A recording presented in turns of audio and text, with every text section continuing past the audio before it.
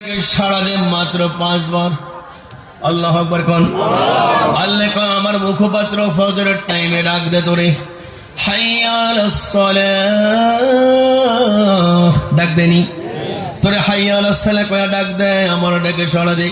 এর মুয়াজ্জিনের এই কথাটা মুয়াজ্জিনের ঘরে যাওয়ার লেগে না, আর এটা তো আমার ঘরে আসার জন্য, আরে মুয়াজ্জিনের কাজ করে দেওয়ার জন্য না, আরে এটা তো হলো তুই আমারে সন্তুষ্ট করার জন্য আমার ঘরে আয়।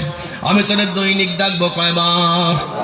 এই 5 বার। ফালইয়াস্তাজিবু লি ওয়াল ইউমিনু বি লাআল্লাহুম ইয়ারশুদুন। আমার ডাকে তুই সাড়া দিলে আমি তোরে জান্নাতের পথটা দেখায় দিব। সুবহানাল্লাহ। তাহলে 40 বছর থেকে 10 বছর আপনি এখন খুব দোয়া করছেন। এখন ফেরেশতারা আল্লাহ 50 তো ছুঁই ছুঁই, আপনি তো এখন ওনাকে দিবেন, আমার ঘরে দিন। আল্লাহকে তো করে দিয়া লাভ কি কথা বল। আরে তোদের কাছে আসলে আমার এই বান্দার কোনো লাভ নাই। আমার এই বান্দাটারা যদি আরো 10টা বছর রাখি, অনেক গুনাহগারে তার কথা মতো চলবে। ওই যে 3 ব্যক্তির 1 ব্যক্তি হবে, মা বাবা শায়েখ কথা কোন।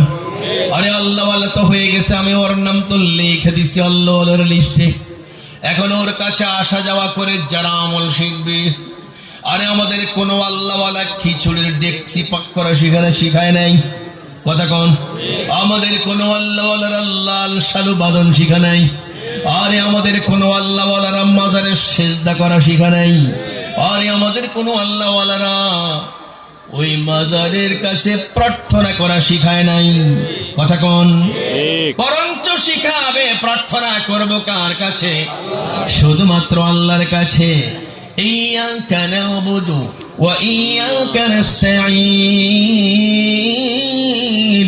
ইবাদত করব শুধু কার, আরে সাহায্য চাবো শুধু কার কাছে?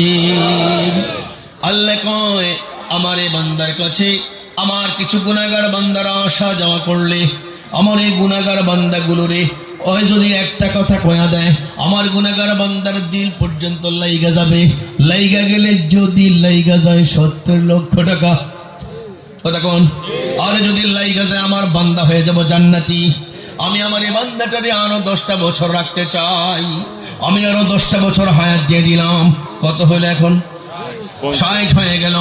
60 যখন ছুঁই ছুঁই, ফেরেশতারা আমার আল্লাহ তাআলা আরো তো 10 বছর পয়রা যাইতেছে, আপনি এখন আল্লাহ আমাদের কাছে দিবেন কিনা গো?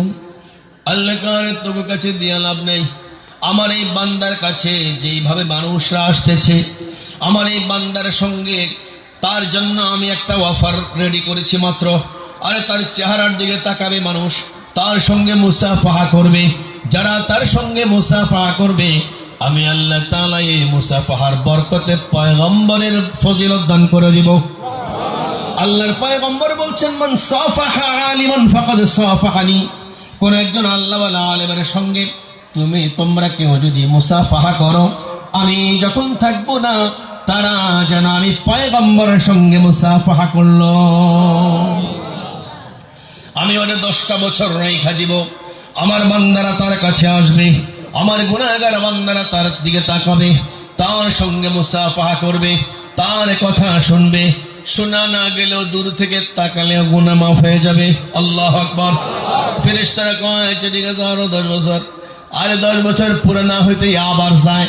এইভাবে হযরত উসমান ইবনে আফফান বলেন 90 বছর পর্যন্ত আল্লাহ তাআলা তার এইভাবে হায়াতটা দীর্ঘ করে দেন।